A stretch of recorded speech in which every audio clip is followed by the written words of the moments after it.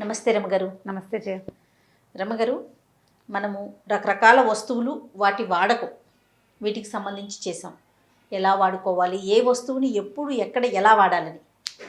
Current గురించి మాట్లాడదామండి. Power అసలు ఇదివరకు అయితే దాన్ని ముట్టుకుంటేనే షాక్ కొడుతుంది. నాకైతే చిన్నప్పుడు కరెంటు పోయింది బాగా తెలుసండి. ఒక టైం టు టైం, ఈ టైం నుంచి ఈ టైం వరకు కరెంటు పోయేది మనకి. అవును, ఇప్పుడైతే అసలు ఆ పరిస్థితే లేదు. మా పిల్లలకి అసలు తెలియదు అవును. పవర్ పోవటం అనేది. దానివల్ల ఉపయోగించటంలో అంటే ఏదైనా మనకి అందదు అనుకుంటే చాలా జాగ్రత్తగా వాడుకుంటాం. అది మనకి ఫ్రీగా చక్కగా ఉంటుందనుకోండి, దాన్ని దుర్వినియోగం చేసేస్తాం రమగారు. అవును జయ. అంటే ఇదివరకటికి ఇప్పటికి మార్పు ఏంటంటే, ఇదివరకటే నా చిన్నతనం నాకు 8 ఏళ్ళు వచ్చేదాకా కరెంటే లేదు జయ. మాకు కరెంట్ ఉండేది కాదు. తర్వాత వచ్చింది కరెంటు. వచ్చినా కూడా సింగిల్ ఫేసే వచ్చేది. ఈ మామూలు గుండ్రటి బల్బులు ఉంటాయి కదా, 40 వాట్స్, అవి పెట్టి గుడ్డి వెలుగు, సుమారైన వెలుగు, పెద్ద వెలుతురు అవి ఏం కాదు. పెట్రోమాక్స్ లైట్లు, లస్టర్లు, లాంతర్లు, దీపాల వెలుగులో అలాగే పనులు చేసుకునేవాళ్ళం. ఈ చిన్న చిన్న దీపాలు క్రమంగా పెరగ్గా ఏమైంది, మనకి టీవీలు వచ్చినాయి, ఫ్రిడ్జ్లు వచ్చినాయి, తర్వాత ఏమో మిక్సీలు వచ్చినాయి, గ్రైండర్లు వచ్చినాయి, 100 రకాల వస్తువు హోమ్ అంటే ఏమనాలి, యూటిలిటీస్ చాలా వచ్చి ఇప్పుడు క్రమంగా ఏమైందంటే కరెంటుతోటే మన జీవితంగా ఉంది. మన ఫోన్లు ప్రతిరోజు ఛార్జ్ చేయాలి. ఫోన్ అత్యవసరం కదా. ఇక ఇప్పుడు వంటింట్లో సంగతి తీసుకుంటే మిక్సీ కావాలి, గ్రైండర్ కావాలి, అదేమంటారు దాన్ని, మన తాగే నీళ్ళు, మంచినీళ్ళకి కూడా కరెంట్ కావాల్సిందే. మంచినీళ్ళకి కరెంట్. ఒకవేళ ఏదన్నా ఎక్కడన్నా రిపేర్ ఉండి కరెంట్ పోయినా ఇన్వర్టర్లు ఉండిపోతున్నాయి కదా. ఇన్వర్టర్లు పోయినన్న విషయం కూడా తెలియటం లేదు. మన తాలూకు దైనందిన జీవితంలో కరెంట్ ఆవశ్యకత ఊపిరితోటి సమానంగా ఉంది. బాగా చెప్పారు, కరెక్ట్ అండి. ఆక్సిజన్ ఎంతో ఇది కూడా అంతే. పిల్లల పెంపకం, సమస్తమైన విషయాలు, ప్రతిదీ. పైగా అసలు మనం ఇంటర్నెట్ బ్రౌజ్ చేస్తే ఎగ్స్ ఉడకబెట్టుకోవడం దగ్గర నుంచి ప్రతిదానికి ఒక కరెంటు వస్తువే. ఒక్కసారి ఆలోచించండి రమ్మగారు, ఒక్కరోజు కరెంట్ ఉండదు అనుకుంటే అమ్మో అనిపించే, ఇట్లా అమ్మో అనిపించేస్తుంది. ఫోన్కి ఛార్జింగ్ ఉండదు, మొదలు ప్రధానమైన సమస్య అది. ఫోన్కి ఛార్జింగ్ ఉండదు. ఆ తర్వాత ఎన్ని రకాల పనులు చేయాల్సి వస్తాను చేయ మనం. ఇల్లు తుడిచేవి, ఇల్లు ఊడ్చేవి, తర్వాత ఏమో వాషింగ్ మెషిన్లు, డిష్ వాషర్లు, తర్వాత ఏమో కుక్కర్, రైస్ కుక్కర్లు, మైక్రోవేవ్లు, ఐరన్ బాక్సులు. అవునండి, మన జీవితం అంతా కరెంటుతోటే ముడిపడి ఉంది. మరి అంత ముడిపడి ఉన్నదాన్ని హ్యాండిల్ విత్ కేర్, పైగా అది కూడా ఇష్టారాజ్యంగా చేయడం షాక్ కొడుతుంది కదా. తెలుసు. ఇప్పుడు అది షాక్ కొట్టడమే కాదు, దాని బిల్లు కూడా షాక్ కొడుతోంది మనకి. అయినా కూడా మనం వేస్ట్ చేస్తూనే ఉంటాం. చాలా మంది ప్లగ్లు పెట్టి స్విచ్ చేసి వదిలిపెడతారు. వస్తువు మిక్సీ ఆన్ చేయలేదు కదా, స్విచ్ ఆన్ చేస్తుంటే ఏమవుతుంది అనిపిస్తుంది. మిక్సీకి మైక్రోవేవ్కి స్విచ్ ఎప్పుడు ఆన్లోనే ఉంటుంది.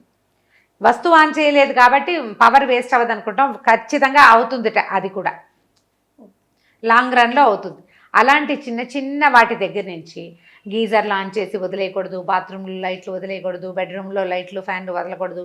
అంటే చిన్న బేబీ ల్యాంపులు ఉంటాయి, అవలా వెళుతూనే ఉంటాయి పగలు రాత్రి కూడా. ఇదంతా కూడా లాంగ్ రన్లో వేస్టేజ్. మనం ఏ రూమ్లో ఉంటే ఆ రూమ్లోనే వేసుకుందాం అనే ఆలోచన ఉండదు. మొత్తం వేసేసుకుంటారు, వీళ్ళు ఇంకో చోట ఉంటారు, ఫ్యాన్లు తిరుగుతూనే ఉంటాయి, ఏసీలు రన్ అవుతూనే ఉంటాయి. ఈ పనులు చేయకుండా ఉంటే భవిష్యత్ తరాలకి కొంత మిగులుతుంది. అది ప్రధానమైంది. నిర్లక్ష్యపు ధోరణి ఇది. అవసరానికి ఓకే, అవసరాలు కాదు ఇవేంటంటే ఒక నెల ఏమవుతుందిలే అని. ఇదంతా ఎక్కువ అవుతుందంటే ఒకటి ఎక్కువ అవ్వదు, ఒకటి ఎప్పుడు ఎక్కువ అవ్వదు. 100 ఒకట్లు ఎంత అయింది? ఒకటికే ఉంది. 1 నెంబర్ ఎప్పుడు ఎక్కువ కాదు. దాని పక్కన మనం చేర్చే సున్నాలు ఉన్నాయి చూసావా నిర్లక్ష్యంతో, అవి చాలా పెద్దవైపోతాయి. అవును, ఆఖరికి ఇప్పుడు పిల్లలు షేవింగ్ చేసుకోవడానికి కూడా కరెంటువే. సమస్తమైన వస్తువులు ఏది, పైగా ఇప్పుడు అన్నీ కరెంట్ తోటి నడుస్తాయి, కానీ వాటితో పని మనమే చేయాలి కదా, మనమే చేయాలి. ఇది వరకు కమలాపళ్ళు, బత్తాయిలు దీన్ని పెట్టి ఇలా తిప్పేవాళ్ళం. తిప్పితే కాదని ఇప్పుడు కరెంటుది, దాని మీదైనా బత్తాయి పండు నువ్వే కట్ చేయాలి, నువ్వే పెట్టాలి. దాని అంతా అది పరిగెత్తుకుంటూ వెళ్ళి బత్తాయి పండు తెచ్చి రసం చేసేసి తాగు, అందమని అందు కదా. అట్లా అందు వచ్చేస్తే గారు ఏమో మరి.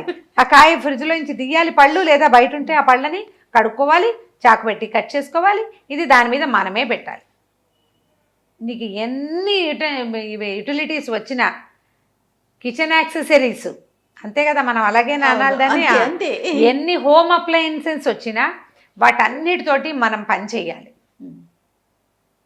ఈ పని చేయటం పక్కన పెట్టు, ఈ వస్తువుని ప్లగ్ పెట్టి వదిలిపెట్టేయటం, ఆన్ చేసి వదిలిపెట్టేయటం, ఫ్యాన్లు వదిలేయటం, లైట్లు వదిలేయటం, గీజర్లు వదిలేయటం, మైక్రోవేవ్లు వదిలేయటం, ఈ వదిలేసే ప్రక్రియకి గనక మనం కొంచెం అడ్డుకట్ట వేస్తే ఇది ఒక నిర్లక్ష్యపు ధోరణి.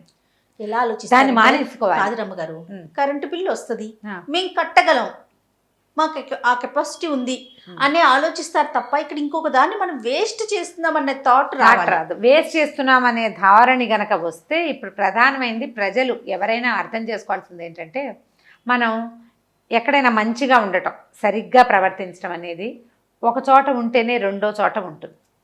నిర్లక్ష్యపు ధోరణి ఇక్కడ ఉందనుకో అక్కడ కూడా ఉంటుంది. ఈ విషయం నాకు నిర్లక్ష్యం, అది నాకు నిర్లక్ష్యం లేదంటానికి వీలు లేదు. అంటే ఆటోమేటిక్గా అలవాటు అయిపోతుంది అంతే. చూసి చూడటం పోతే పోయింది అనిపిస్తుంది, వెళ్తే వెళ్ళిన ఏమవుతుంది, ఓ రూపాయేగా, ఓ 10గా, 2గా, 3గా, 4గా అనిపిస్తుంది. ఈ 2, 3, 4, 10 లక్షల్లో తేలుతాయి చివరికి. అవును. ధోరణి మార్చుకోవాలి. అవసరం లేనప్పుడు ఎందుకు చేయాలి? అవును. ఇంకొకటి గమనిస్తూ ఉంటాం రమ్మగారు, ఆఫీసుల్లో మనది కాదుగా మనం కట్టంగానే ఆలోచనతో చాలా వరకు నేను గమనిస్తూ ఉంటాం. ఫ్యాన్లు వదిలేస్తారు, తర్వాత ఇవి ఏసీలు వదిలేస్తారు, లైట్స్ వదిలేస్తారు. అనవసరమైంది ఎందుకు అన్న ఉద్దేశం పడరు. మనం కట్టట్లేదు కదా, ఒక్కసారి వెనక్కి వెళ్ళి దాన్ని ఆఫ్ చేసే ఆలోచనే పెట్టుకోరండి, చేయరు. ఈ ధోరణి మార్చుకుంటే మనుషులు, మనకి కరెంటు కొంత సేవ్ అవుతుంది. ఇట్లా నిర్లక్ష్యంగా లేకపోవటం, సరిగ్గా ఉండటం అనేది మనకి ప్లస్. అది మనకి అలవాటు అవుతుంది.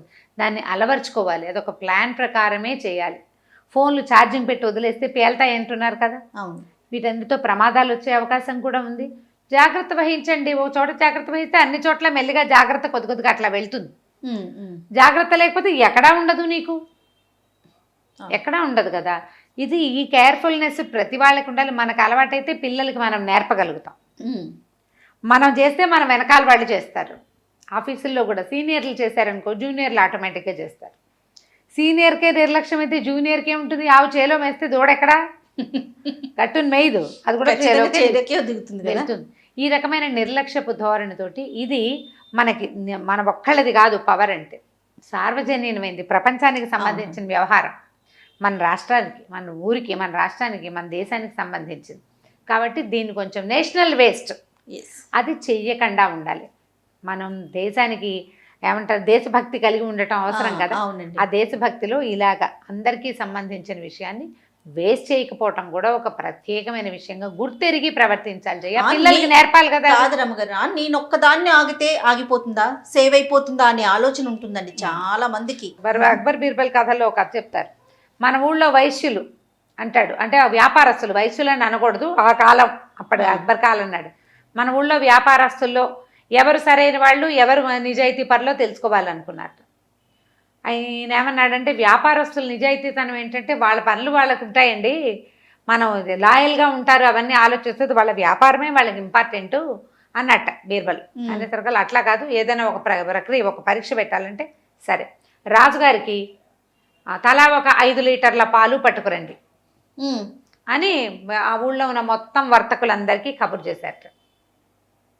ఆ తొట్టె ఏమిటంటే ఎత్తైన తొట్టె, ఎత్తు తొట్టె, 4 అడుగులు వేసి తొట్టెలో పోయాలి, పాలు పోయాలి, మెట్లెక్కి తొట్టెలో పాలు పోయాలి. తొట్టె చాలా లోతుగా ఉంటుంది. వచ్చిన వాళ్ళందరూ తలా ఒక బిందె పట్టుకొచ్చారు, పోసేశారు. సాయంకాలానికి రాజుగారు బీర్బల్ గారు ఇద్దరే వెళ్ళి చూస్తే తొట్టె నిండా నీళ్లు ఉన్నాయి, పాలు లేవు.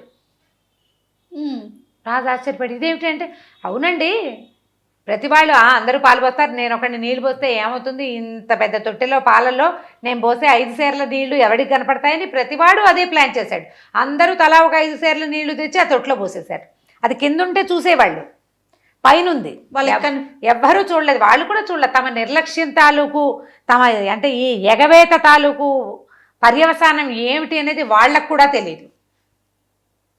ఆ పర్యవసానం ఏమైంది చివరికి చూడండి, ఇలాగే అవుతుంది. మనం కూడా అంతే, వాళ్ళు చేస్తే వాళ్ళు చేస్తారులే, వాళ్ళు జాగ్రత్తగా ఉంటారు, మనం ఉండకపోతే ఏమైంది, మన తప్పును ఎవరు చూశారు అనుకుంటే చివరికి ఇది అవుతుంది. మొత్తం నీళ్ళే మిగులుతాయి. మొత్తానికి పవరే లేకుండా పోతే మనం కొనుక్కున్న హోమ్ అప్లయన్సెస్ అని ఏ గంగలో కలపాలి మనం? అదే కదా, అది పెద్ద సమస్య కదా. మరి కాబట్టి జాగ్రత్తగా వాడండి, దీని మీద ఆలోచించండి, దీనికి శ్రద్ధ వహించండి, పిల్లలకి నేర్పండి. అనవసరంగా స్విచ్లు వేసి ఉంచబోకండి. ప్లగ్ పక్కన స్విచ్ వేసి ఉంచి ఒక చిన్న బల్బు వెలిగినా లాంగ్ రన్లో అదొక యూనిట్ ఖచ్చితంగా అవుతుంది. ఒక రోజులో అవ్వదు, డెఫినెట్గా అవ్వదు, కానీ కొంతకాలానికి అవుతుంది. ఆ హ్యాబిట్ మంచిది కాదు. ఇది మార్చుకోండి, ప్రయత్నం చేయండి. మనం కూడా ఒక ఓతలాగా తీసుకోవాలి, ఇది వేస్ట్ చేయకూడదు. మనం అది ఈ ప్లాన్ మార్చుకోవాలి, ఈ పద్ధతి మార్చుకోవాలని పెట్టుకుంటే అప్పుడు ఆటోమేటిక్గా సెట్ అవుతుంది. నేను ఒకరిని జాగ్రత్తగా ఉంటే ఏమవుతుంది అని అనుకోవద్దు. ఈ జాగ్రత్తగా ఉండే వాళ్ళ సంఖ్య ఇలాగే పెంచుకుంటూ వెళ్ళాలి, అంతే. ఎంత మంచి స్టోరీ చెప్పారు అమ్మగారు 2 లైన్లలో. చాలా కరెక్ట్ అండి. రైట్ అండి. నమస్తే అమ్మగారు. నమస్తే జయ.